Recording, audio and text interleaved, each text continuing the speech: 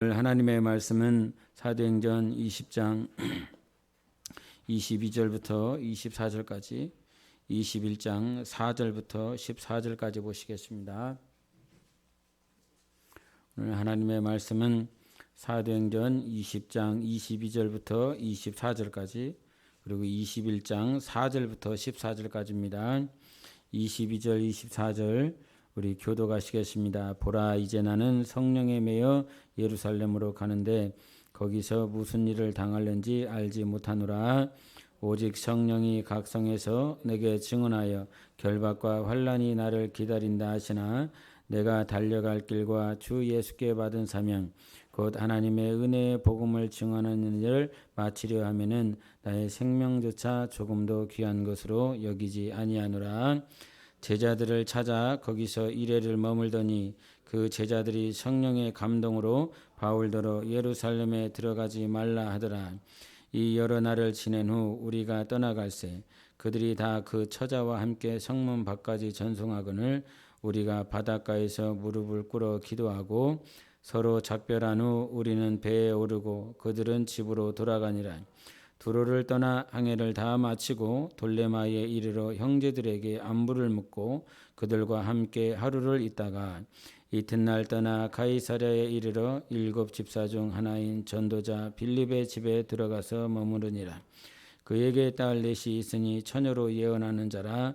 여러 날 머물러 있더니 아가보라 하는 한 선지자가 유대로부터 내려와 우리에게 와서 바울의 띠를 가져다가 자기 수족을 잡아매고 말하기를 성령이 말씀하시되 예루살렘에서 유대인들이 이같이 이 띠 임자를 결박하여 이방인의 손에 넘겨주리라 하거늘 우리가 그 말을 듣고 그곳 사람들과 더불어 바울에게 예루살렘으로 올라가지 말라 권하니 바울이 대답하되 여러분이 어찌하여 울어 내 마음을 상하게 하느냐. 나는 주 예수의 이름을 위하여 결박당할 뿐 아니라 예루살렘에서 죽을 것도 각오하였느니라 하니 그가 권함을 받지 아니하므로 우리가 주의 뜻대로 이루어지이다 하고 그쳤노라. 아멘.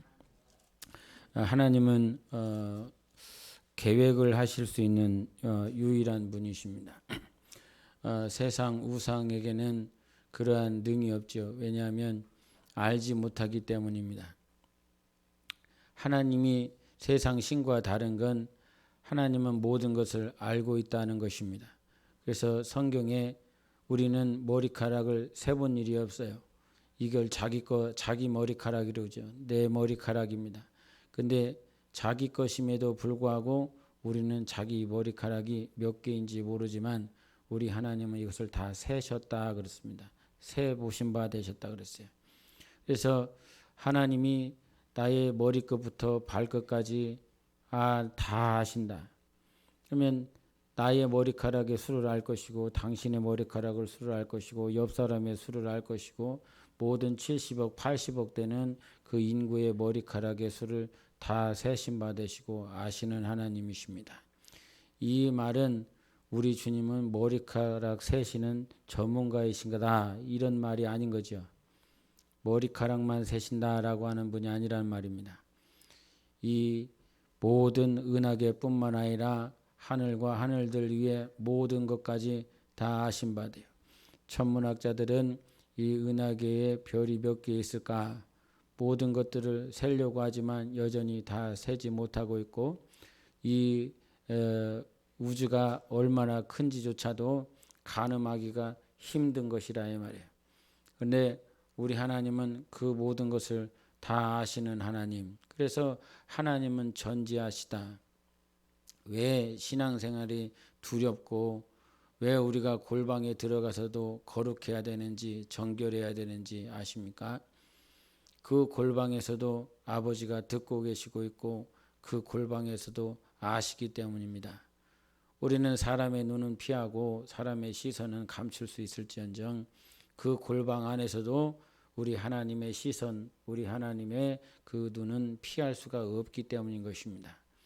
하나님은 전지하시다, 다 아신다라고 하는 거예요. 그래서 신앙생활을 두렵고 떨림으로 해야 되는 건 그 보좌 앞에 섰을 때에 우리가 행한 모든 것을 낱낱이 주님께 우리가 사람은 거짓말을 해요. 참 무지한 것이 무엇이냐면 다 거짓말을 한다 이 말이에요. 다 아는데도 불구하고 거짓말을, 이 사람이 모를 것이라고 생각하여 거짓말을 해요. 사람은 속일 수 있기 때문에 어디서든 막 방탕하게 자기가 원하는 대로 살려고 합니다. 그러나 하나님은 당신이 어떻게 행하는지, 무슨 말을 했는지 다 알고 계세요. 그래서 가데스 바네아에 12명의 정탐꾼이 돌아왔을 때에 그 10명이 하나님을 인정하지 아니하고 우리는 다 죽었다 이렇게 고백하지 않습니까? 그 말씀을 들으신 하나님께서 민수기 14장에 알았다. 니들이 그렇게 고백했으니 내가 너희들이 말한 대로 그대로 행해주마 라고 말씀을 하시는 이유가 무엇입니까? 10명의 정탐꾼, 12명의 정탐꾼이 그렇게 고백하고 있었을 때 하나님은 멀리 계신 것이 아니라 그들과 함께하고 있었고 그들의 소리를 듣고 계셨습니다. 우리가 어찌하든지 이 입술 가운데서 찬양의 목소리가 나와야 될 것입니다. 하나님을 찬양하는 자가 되어야 될 것입니다. 하나님은 그래서 계획하신다라고 하는 거예요. 다 알고 계시고 계획하시고. 갈라디아서 1장 14절 15절에 보면 이런 말씀이 있는데 내가 내 동족 중 여러 영갑자보다 유대교를 지나치게 믿어 내 조상의 전통에 대하여 더욱 열심히 있었으나 그러나 내 어머니의 태로부터 나를 택정하시고 그의 은혜로 나를 부르시니가 이랬어요. 14절과 15절의 가장 큰 다른 특징은 전환점은 무엇이냐면 그러나예요. 그러나 내가 조상의 전통에 대해서 열심을 가지고 그렇게 살았어요. 지금도 시골 농촌에 가보면 그 유교에 쩔어 사시는 분들이 있어요. 그래서 그 유교 제사 지내기 위해서 얼마나 몸부림치는지 모릅니다. 몇 대까지 그것을 다 저희 큰어머니가 계시는데 당신이 시골에서 제사를 다 치르세요. 근데 그 치르시는 숫자가 상당하다 이 말이죠. 근데 혼자서 해야 되니까 그걸 보는 사람들이 참 달갑지 않죠. 근데 세상에 그와 같이 전통에 매여서 살고 있는 사람들이 얼마나 많은지 몰라. 근데 전환점이 벌어졌어요. 그러나 했어요. 내가 세상에 대해서, 세상 교훈에 대해서, 전통에 대해서 그렇게 열심을 내고 살았었는데 그러나 내 어머니의 태로부터 나를 택정하시고 그의 은혜로 나를 부르시니가. 그렇게 조상의 열심을 가지고 살았었던 시간들이 우리에게는 다 있었습니다. 특별히 모태신앙이 아니었었던 저에게는 나름대로 저만의 열심, 내가 이 세상에서 어떻게 살아갈까라고 하는 열심을 가지고 살았죠.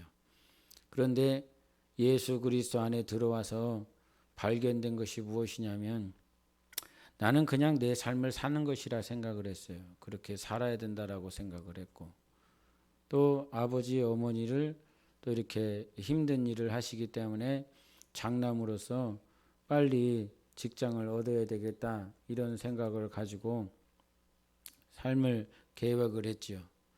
근데 그 길은 누구의 길이었냐면 내 길이었어요. 내가 원하는 길이었고 내가 해야 될 것 같은 나 스스로 당위성을 가지고 해야 할 길이었어요. 그런데 사도 바울의 고백처럼 그러나 그랬어요. 그러나 네가 원하는 길이 있고 네가 해야 될 길이 있지만 그러나 내 어머니의 태로부터 나를 택정하셨다.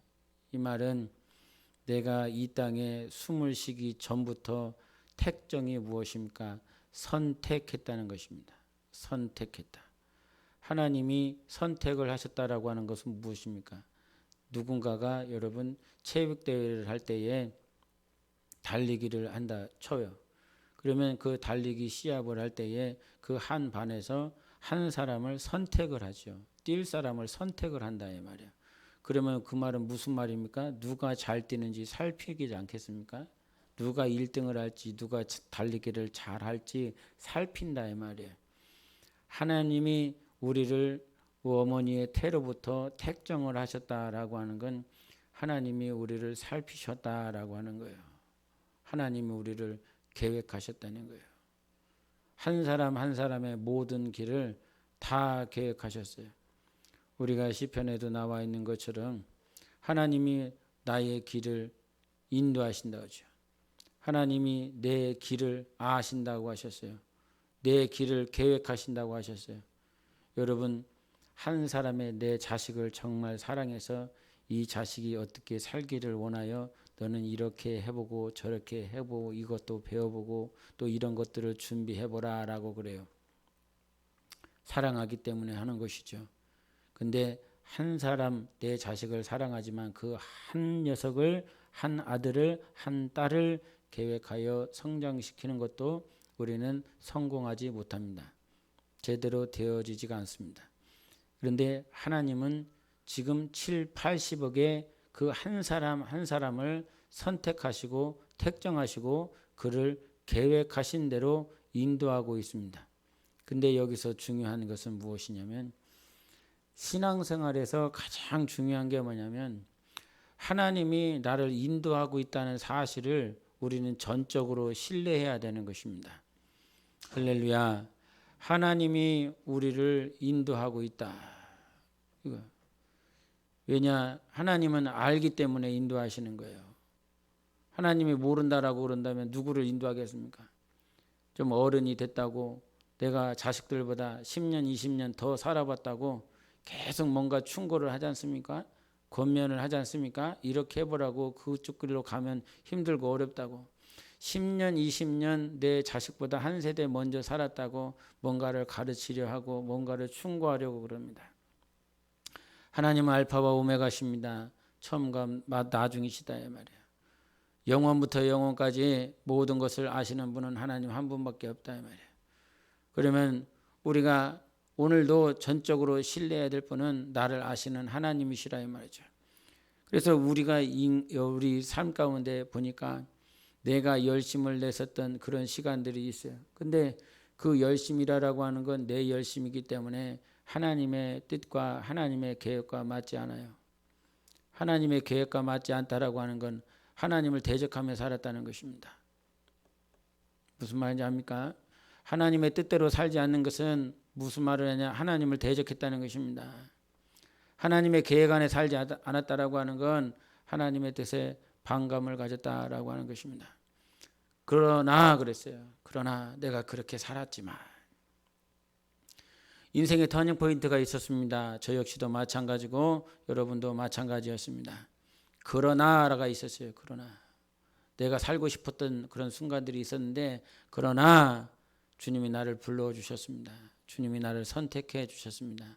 하나님의 계획 안에 들어갈 수 있도록 해주셨습니다. 모든 인생들을 이렇게 살펴보니까요. 아무리 모태신앙이라 할지라도 이 신앙이 있기 전까지는 예수 그리스도 안으로 들어오기 전까지는 자기가 원하는 대로 삽니다. 아브라함이라고 하는 그 인생도요. 갈대아 우르에서 자기가 우르에서 태어나고 싶었겠습니까? 아버지가 우상 숭배자여 우상을 깎는 그런 자였습니다.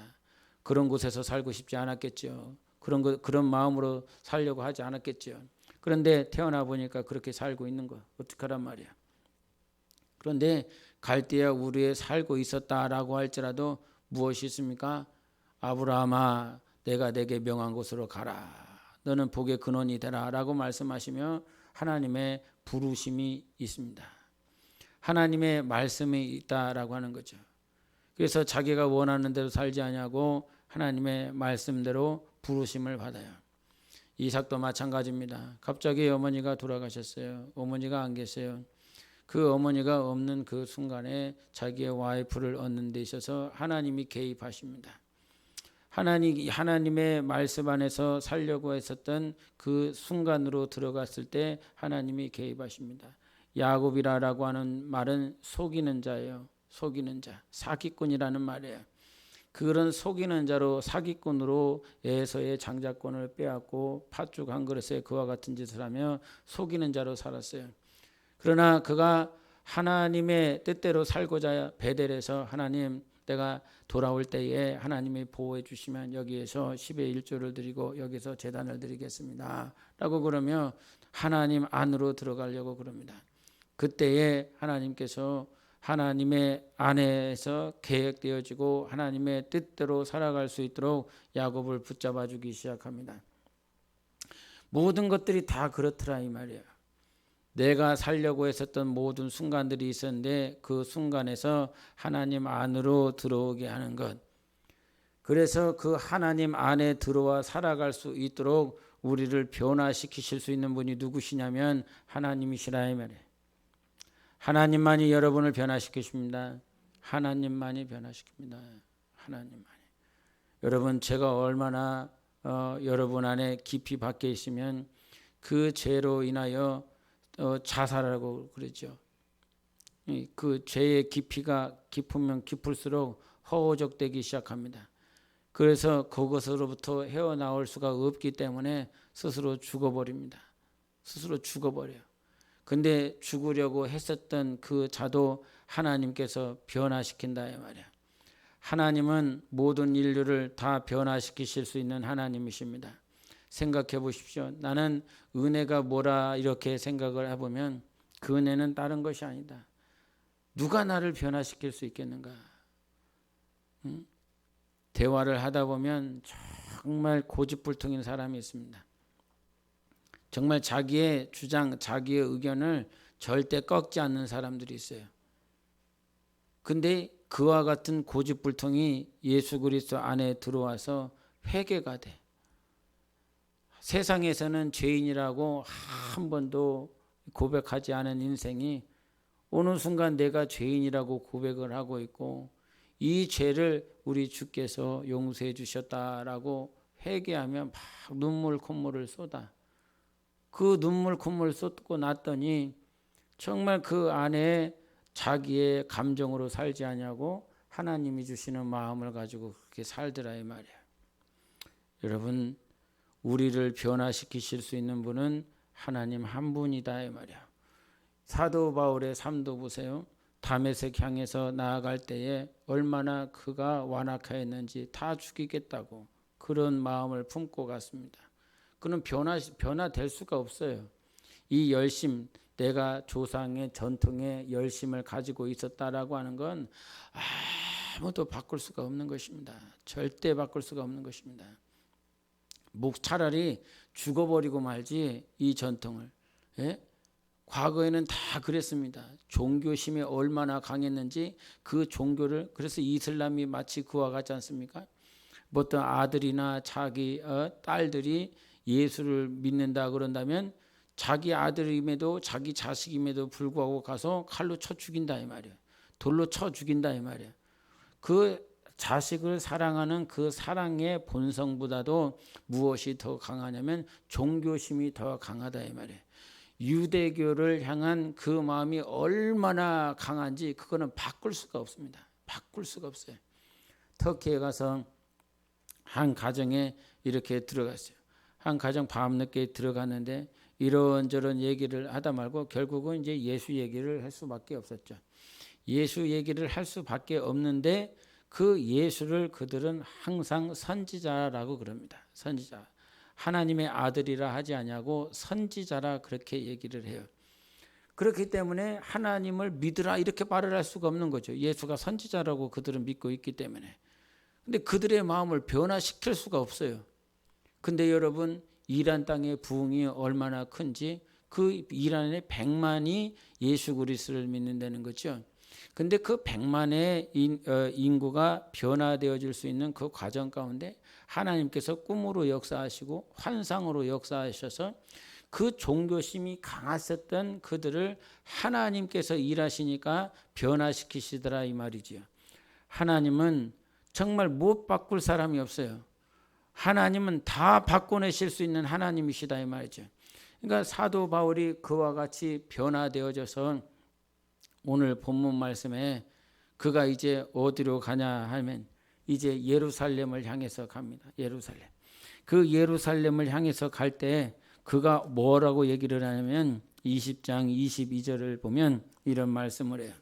보라, 이제 나는 성령에 매여 예루살렘으로 가는데 거기서 무슨 일을 당하려는지 알지 못하노라. 자기 스스로에게 뭐라고 얘기를 하냐면 나는 성령에 매였다 그래요. 성령에 매였어. 조신양 목사가 성령에 매여 삽니다. 이런 고백을 하면 여기서 인정하는 사람도 있을 것이고 인정 못하는 사람도 있을 것입니다. 근데 이 사도 바울이 나는 성령에 매여 있습니다. 그 고백을 듣고 아무도 넌 정말 교만하다. 어떻게 네가 네 스스로를 성령에 매였다라고 그런 말을 할 수가 있느냐. 이렇게 말하지 않아요. 사도 바울을 보면 온전히 그가 성령에 매여 있는 사람인 것을 모두 다 믿고 신뢰하고 있어요. 여러분 스스로가 성령에 매여 있습니까? 누군가에게 나는 성령에 매여 살고 있습니다 라고 고백할 수 있습니까? 나 성령이 이끄는 사람입니다.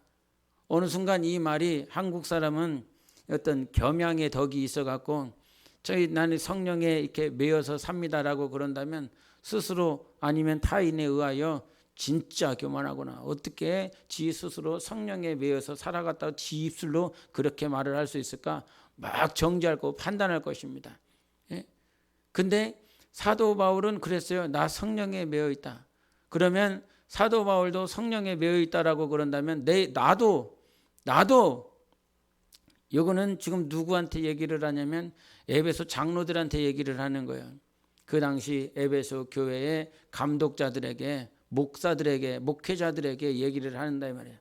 그 목회자들도 당연히 성령으로 살려고 몸부림치는 사람들 아니겠습니까? 목사들이었기 때문에 목회자들이니까. 그런 그들을 불러다가 놓고 나는 성령에 매여 있다. 성령에 매여 있다. 그런 글을 보면서 아무도 뭐라 하지 않아요. 당연히 저가 성령에 매여 있는 것을 다 신뢰하고 있다 이 말입니다. 여러분 누구 권사님 이름을 대면서 저분은 성령에 매여 있습니다 이렇게 말할 수 있습니까? 와, 이 집사님을 보면 이분은 정말 성령에 매여 있습니다 이렇게 말할 수 있겠습니까? 성령에 매여서 사는 것이 그렇게 성령에 매여서 살아갈 수 있도록 이 사도 바울의 삶을 보면 결국은 하나님께서 그를 그와 같이 변화시켜 주셨거든요.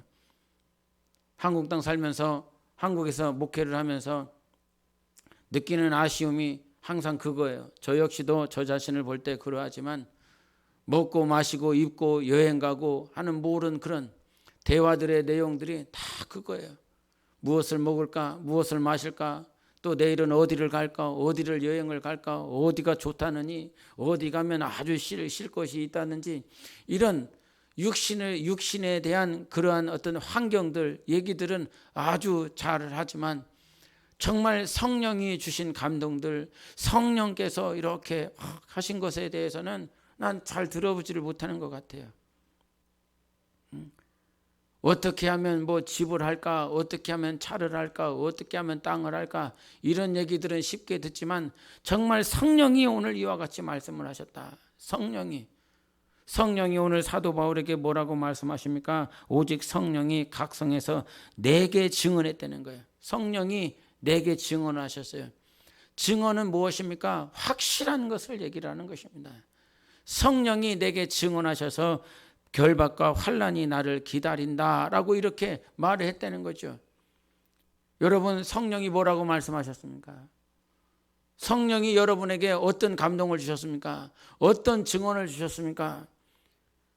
성령이 임하시면 너희들이 증인이 되리라고 말씀하셨잖아요. 성령과 권능으로 너희들은 확실히 내 증인이 될 거야 라고 말씀해요. 증인이라고 하는 건 성령이 임하셔서 네가 이 말을 해야 된다라고 이 말을 반드시 증거해야 된다라고 가르쳐주는 것이 그 증언 아닙니까? 그리고 그 사람이 증인 아닙니까? 그러면 증인이라고 하는 것은 성령이 주시는 확실한 감동과 확실한 말씀이 있는 사람들이 증인 아니겠습니까? 증인. 당신은 증인입니까? 이 말은 무슨 말입니까? 성령이 너한테 주신 말씀이 있느냐는 거예요. 성령이 너에게 주신 감동이 있느냐 이 말이에요. 근데 오늘 본문을 보면 알겠지만 사도 바울이 20장 23절에 성령이 말씀하셨다고 그랬죠. 성령이 증언하셨다고 그랬어요. 21장 4절을 같이 읽어보겠습니다. 21장 4절 시작. 제자들을 찾아 거기서 이레를 머물더니 그 제자들이 성령의 감동으로 바울더러 예루살렘에 들어가지 말라 하더라 그랬어요. 제자들은 성령의 감동이 있었습니까? 없었습니까? 성령의 감동이 있었습니다. 이제 이 사도 바울이 에베소에서 이 밀레도라라고 하는 것에서 에베소 장로들을 불러다가 놓고 20장 2절, 22절부터 24절에 있는 말씀을 한 거예요.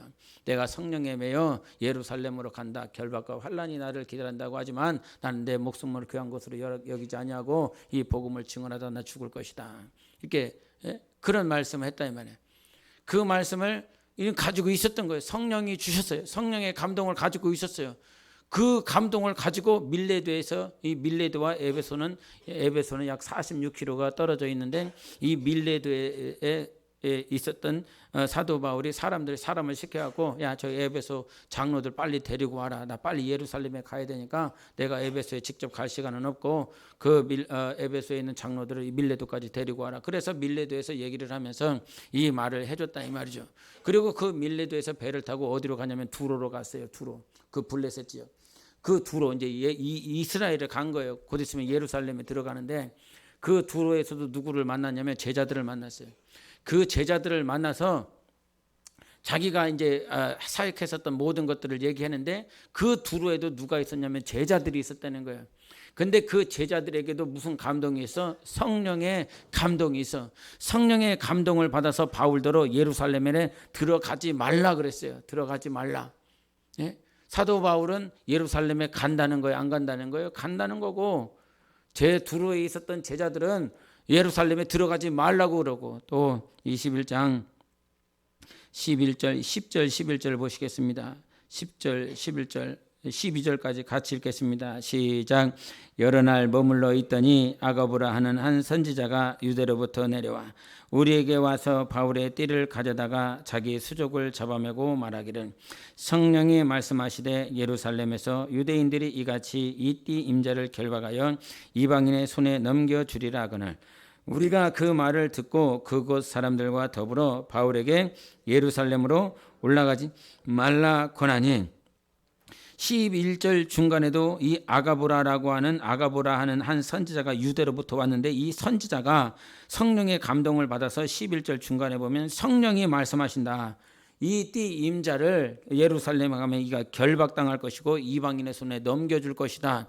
이러니까 12절에는 어떻게 그럽니까? 우리가, 여기서 우리라라고 하는 것은 이 바울뿐만 아니라 누가가 같이 동행을 했지 않습니까? 이 사도행전은 누가가 기록했잖아요.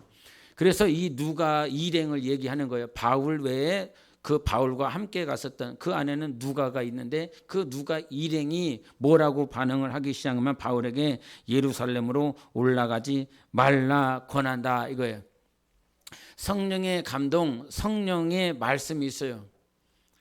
사도 바울도 성령에 매여서 성령의 감동이 있었고, 두로의 제자들도 성령의 감동이 있었고, 그 아가보라고 하는 유대에서 올라온 선지자도 성령의 감동이 있어서 그와 같이 말씀을 했어요.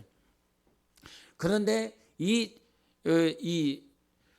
무엇은 동일합니까? 예루살렘에서 결박과 환란을 당할 것이다. 이건 알아요. 사도 바울도 결박과 환란이 있다라고 하는 것 알아요. 그리고 두로의 제자들도 분명히 이 예루살렘에서 결박당하고 환란을 당할 것이다. 이 두로의 제자들도 동일하게 성령의 감동을 받았어요. 또 아가보라라고 하는 선지자도 무엇입니까? 예루살렘에서 동일하게 성령의 감동을 받았어요. 성령의 감동은 어느 한 사람으로 인한 것이 아니라, 그것이 정말 하나님이 주시는 감동이라면 그것은 동일한 것입니다. 동일하게 역사되어지는 것입니다. 그런데 여기에서 중요한 것은 무엇이냐면, A라고 하는 사람도 성령의 감동 동일해야 되는 거예요. B라고 하는 사람도 동일해야 되고, C라고 하는 사람도 동일해요. 이거는 시차가 있잖아요. 시차가. 밀레도라라고 하는 지역에 있었고, 두로라고 하는 지역에 있었고, 그 또 이렇게 가이사라라고 하는 지역이 이렇게 각각 다르다 이 말이에요. 공간도 다르고 시간도 달라요. 며칠 이래가 지나고 난 다음에 두로로 가고, 또 지난 다음에 여러 날 지나고 난 다음에 가이사라로 갔어요. 공간도 달라요. 시간도 달라요. 그러나 우리 성령님은 동일하게 말씀하고 계세요. 사람이 그 아가브라라고 하는 선지자, 두로라고 하는 제자들, 그런 사람도 다르고 시차도 다르고 공간도 다르지만 성령 하나님의 감동은 동일한 것입니다. 그 동일한 감동을 받아서 그와 같이 바울에게 얘기했을 때에 동일하게 제자들도 받고 아가보도 받고 두로 제자들도 받고 바울도 받았지만 반응이 달라요. 하나님을 향한 반응이 달라요. 아마 나 같아도 우리 같아도 그러지 않았을까? 사도 바울이 예루살렘에 가면 결박과 환란이 기다리고 이방인에게 넘겨진다고 고난을 당하고 고통을 받는다고 그러니까 그냥 나 같아도 사도 바울 선생님 가지 마십시오.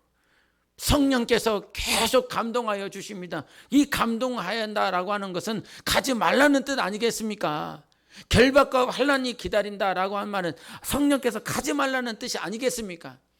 무슨 말이냐면 우리가 전반 이게 전반전 이게 이 성령으로 인하여 감동하여 주실 때 환난과 결박이 기다린다 여기까지만 가르쳐 주고 있어요.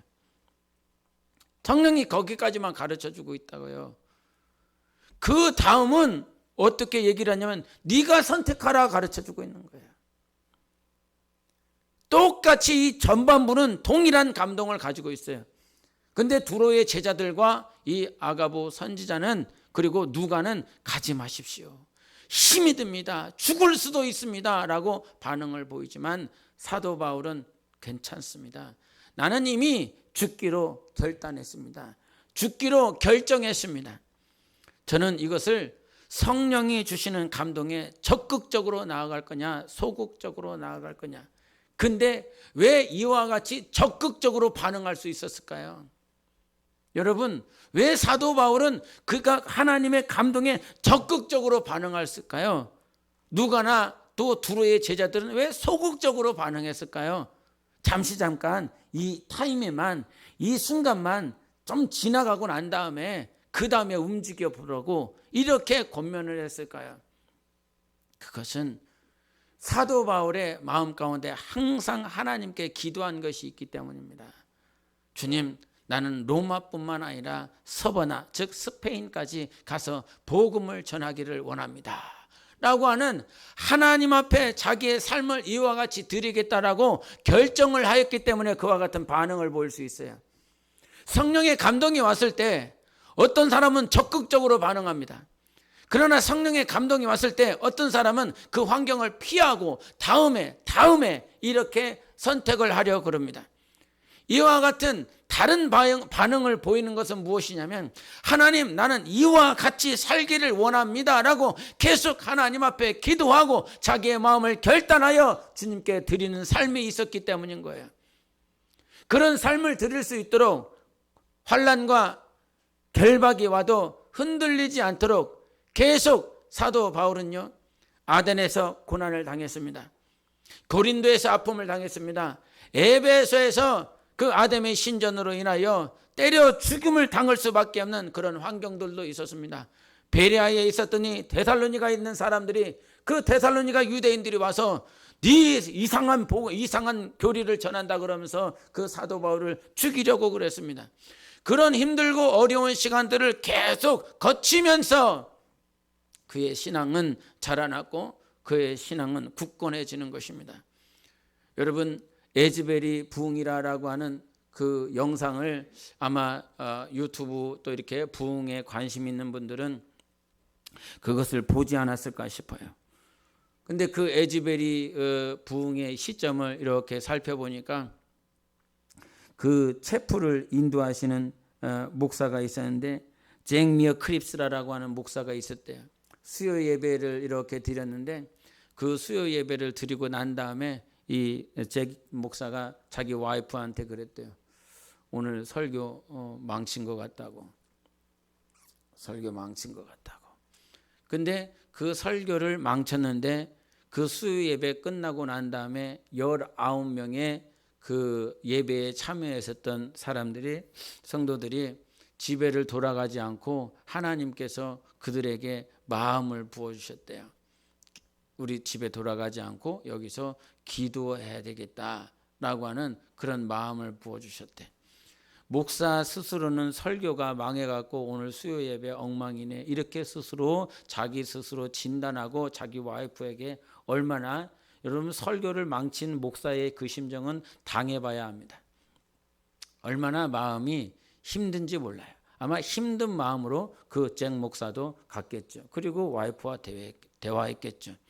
그렇게 자기 스스로는 실패한 설교, 망친 설교, 성도들이 은혜 받지 못한 설교였는데 그 예배 끝나고 난 다음에 하나님께서 그 19명에게 집에 가지 아니하고 기도하고자 하는 마음을 부어주셔서 시작한 것이 에즈벨이 부흥이라는 거야. 그러면서 그 19명이 계속 기도하면서 무엇을 알게 되냐면 죄를 회개하게 되더라는 거죠.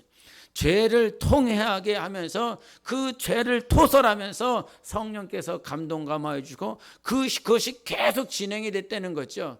계속 진행이 돼서 그러면서 몇 주간 동안 그 채플실, 그 예배실에 그 사람들이 계속 와서 그 19명 가운데 하나가 자기의 어떤 그 기도하는 모양들, 주님이 주시는 감동들을 그 친구들에게 소식을 전했대요.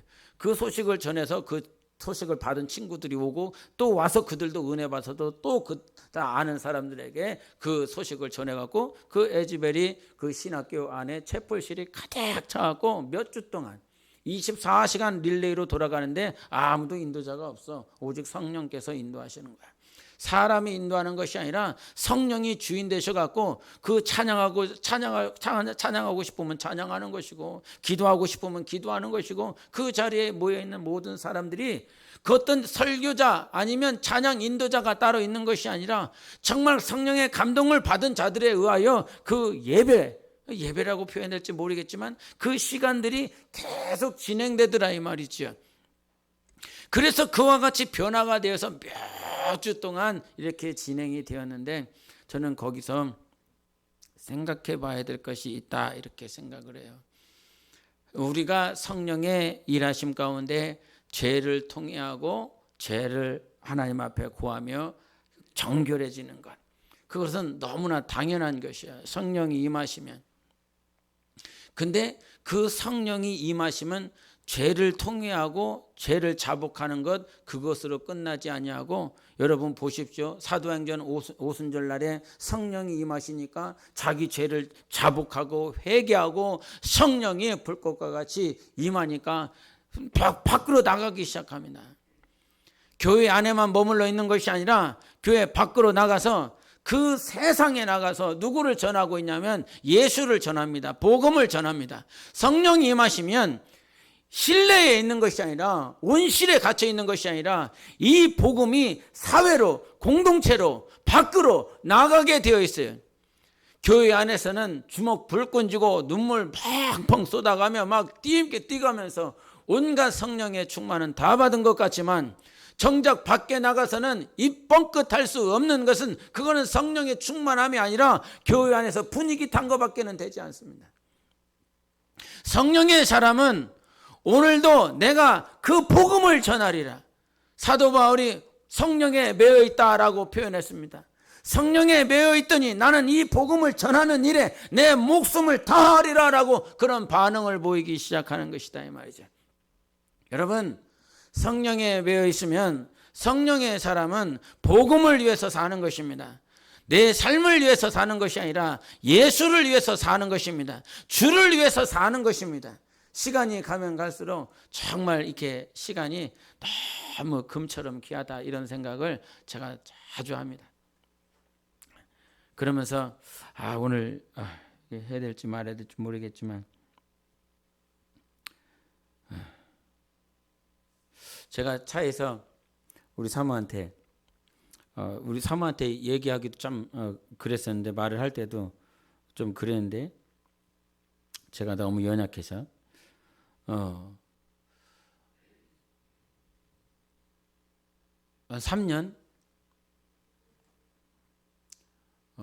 3년만 미친 듯이 살자 이런 얘기를 했습니다. 3년만. 왜 3년만이냐? 그냥 3년이 그냥 주님이 그런 3년을 그냥 마음을 주셨어요. 3년을 주시며 3년 뒤에 나는 모르겠다. 3년 뒤는 모르지만 내가 3년까지는 나를 부인하며 나는 없다. 그러면서 3년 동안 목회를 하면서 이후로 하면서 그냥 미쳐 살 것 같다. 그러면서 너도 같이 미쳐서 살래? 이런 식으로 얘기했습니다. 3년 동안 미쳐서 살래? 나하고 함께 그런 얘기를 했습니다. 그리고 3년 뒤에는 난 모른다. 그건 하나님께 맡겨드린다. 이런 얘기를 하면서 이제 이런 감동을 주신 게 행복한 동행 이렇게 준비를 하면서 주님이 그런 감동을 주셨어요. 이번 행복한 동행 주의 발에 향유를 붓고라고 하는 주제를 정하면서 처음이자 마지막으로 드려진 향유옥합, 예수 그리스도의 죽음을 기념하는 일에 이전에도 없었고 이후에도 없었고 오직 마리아를 통해서 하나님 앞에 드려진 그 향유옥합, 그 향유옥합을 드린다. 이전에 없었던 나의 모습, 이전에 이후에도 아마도 없을 것 같은 그런 처음이자 마지막으로 하나님 앞에 순전한 나도 한 거니 나에게는 무엇일까? 그러면서 하나님 앞에 3년을 이렇게 어떤 마음의 감동을 받았어요. 그래서 하나님이 시작점을 이렇게 스스로 이제 준비를 하고 있는데 그 시작점을 따라서 나는 없고 그냥 이렇게 살리라. 그렇게 살면 힘이 들고 어렵긴 하겠지. 근데 시간이 너무 아깝다. 이렇게 살기는, 이렇게 산다라고 하는 거, 이렇게 살고 하나님 앞에 선다, 이건 너무 게으른 것이다. 이런 생각들이 너무나 많이 있어서 이거는 그렇게 살아야 된다라고 하면서 제 스스로 지금 이제 기도하고 있고 준비하고 있는데, 여러분 이 땅에 살면서 성령이 주신 감동에 따라 살지 않는 것이 로마서에 보니까 이런 말씀을 하셨어요. 믿음으로 하지 않는 것이 다 죄라고. 믿지 않고 자기가 그냥 하고 있는 거, 그것이 얼마나 죄인가. 아브라함이요, 창세기 16장 2절에 보니까 15장에 이미 말씀을 받아서 자기가 이렇게 하란 땅에서 이스라엘에 와갖고 거기서 살고 있는데 자기 자식이 없네. 상속자가 없는데 하나님이 오셔서 하나님 나 상속자가 없는데 어떡합니까? 그랬더니 너에게서 날 자가 상속자가 분명히 있을 것이라 이런 약속을 받았어요. 말씀을 받았어요. 그 말씀을 받았는데 16장에 가서 계속 이 아브라함을 봐도 사라를 봐도 이 애를 못 낳으니까 낳지 못하니까 사라가 직접 아브라함한테 가갖고 나에게 첩이 있으니까 하갈에게 들어가라고. 들어가라고 그래서 아브라함도 결국은 그 하갈에게 들어가서 동침함으로 누구를 낳습니까? 이스마엘을 낳지 않습니까? 하나님이 주신 약속을 신뢰하지 못하고 믿음으로 바라보지 못하니까 결국은 하나님께서 이삭을 분명히 100세에 주실 것을 하나님께서 저기 100세 되면 너 저 이삭을 낳을 거야. 하나님이 더 좋은 것으로 약속하고 있음에도 불구하고 말씀을 신뢰하지 못하고 하나님을 신뢰하지 못하니까 이스마엘을 낳을 수밖에 없는, 하갈에게 들어가 이스마엘을 낳음으로 결국은 그 이스마엘의 그 자식들이 누구를 못 박습니까? 예수 그리스도를 못 박습니다. 평생 하나님을 대적하고 하나님의 뜻을 어기는 그런 마귀에게 붙들린 그런 족보가 생겨버리게 되죠. 하나님을 신뢰하지 못한다라고 하는 건 여기서 내가 이 순간 내가 여기서 순종하지 못하고 내가 믿음으로 살아가지 못하는 것이 나중에 10년, 20년, 30년 가서는 지금은 이스마엘 하나지만 그 이스마엘을 통해서 결국은 예수 그리스도를 대적하는 자손들이, 민족들이, 나라들이 생기는 것 아닙니까?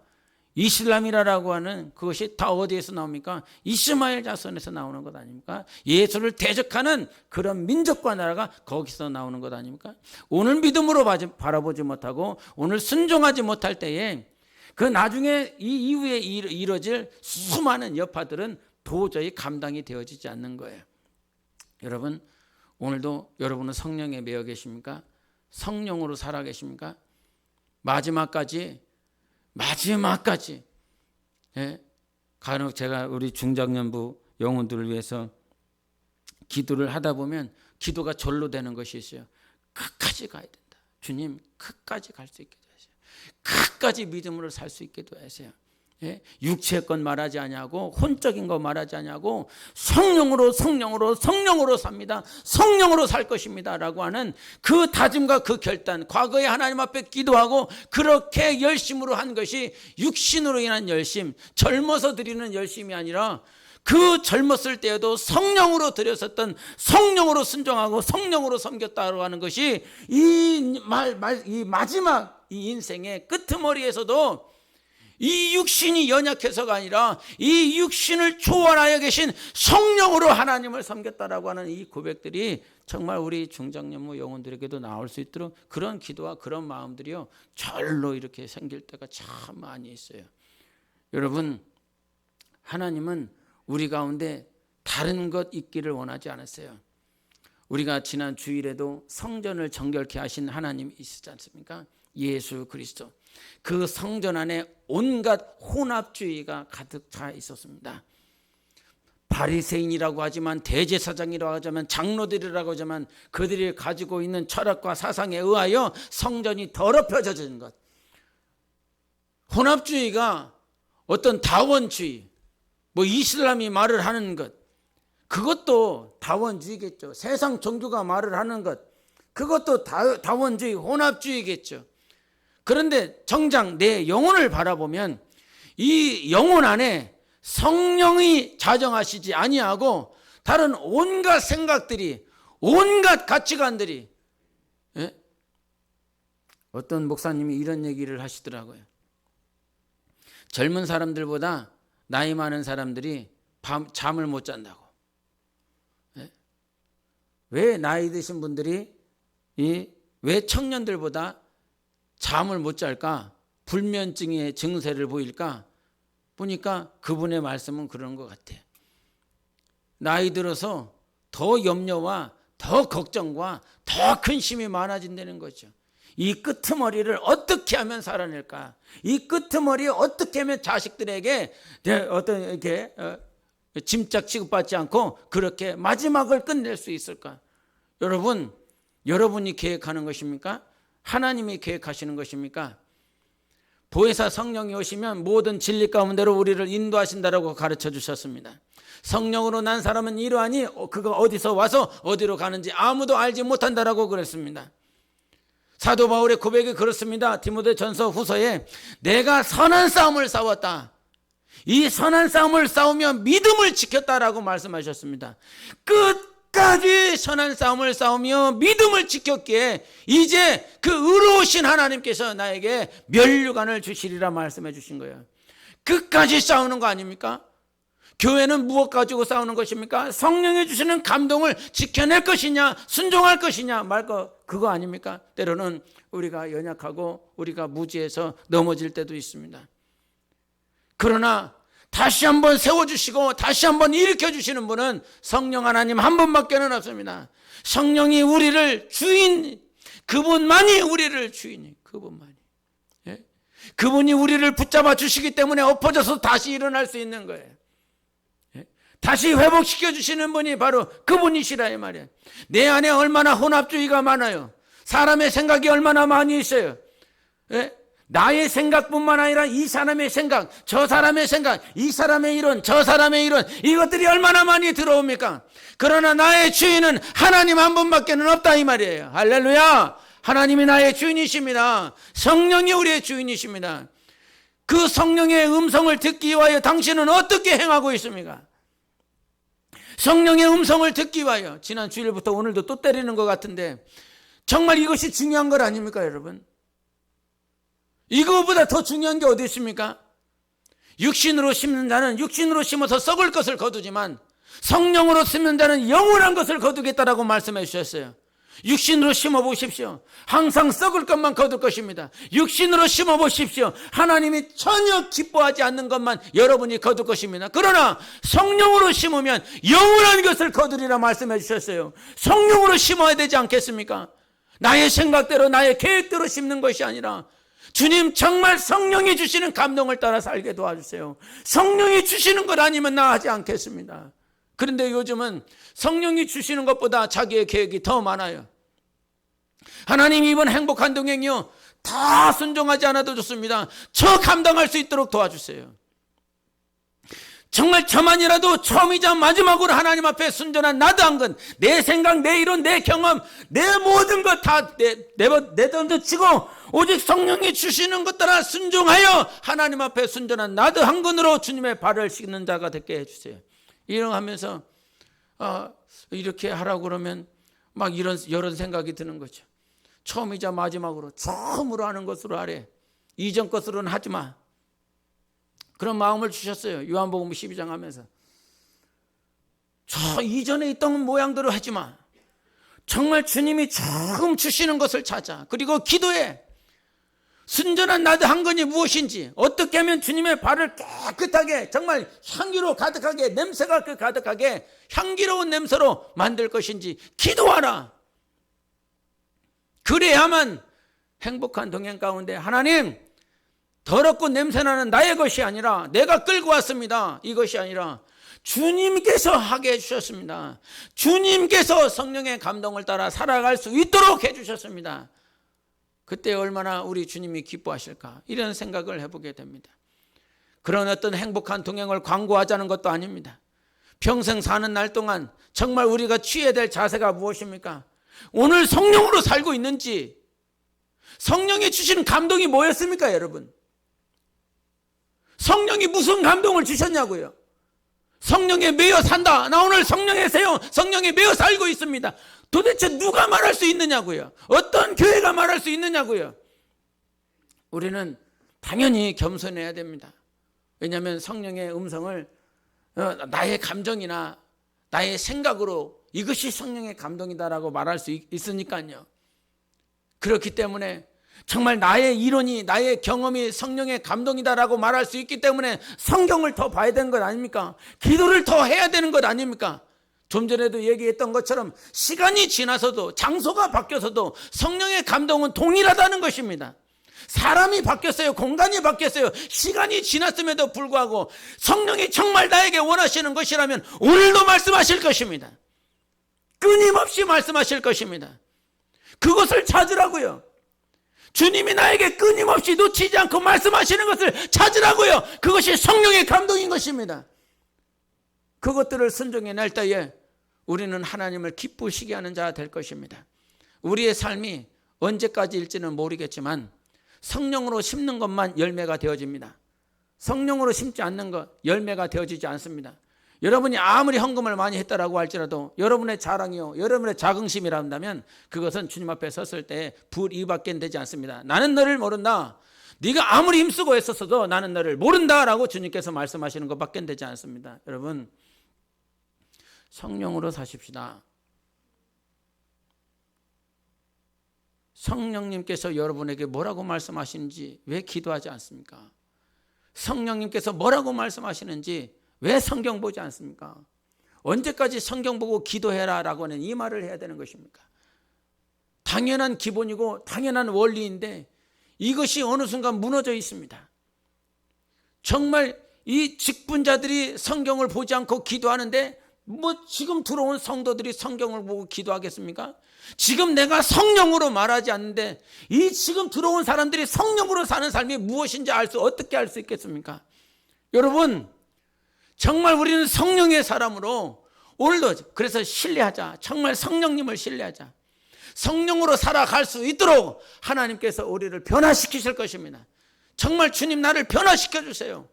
오늘 기도할 때도 정말 주님 변화시켜 주세요. 이 마음을 좀 바꿔주세요. 예? 지금까지 힘들고 어렵게 살아왔으니까 이제는 좀 편하게 살아보자고? 그거는 주님의 생각입니까? 당신의 생각입니까? 이전에 이렇게 힘들고 어렵게 살았으니까 1년이라도 좀 편하게 살고 10년이라도 남은 생이라도 조금 편하고 그렇게 살아보자고. 어리석은 생각하지 마십시오. 성령으로 시작하였다가 육체로 맞춰지는 것이 갈라디아 성도들이었습니다. 성령으로 시작하였으면 성령으로 맞춰지는 것이 성령의 사람일 것입니다. 여러분, 힘이 들고 어렵다 할지라도 이것만큼은 놓지 마십시오.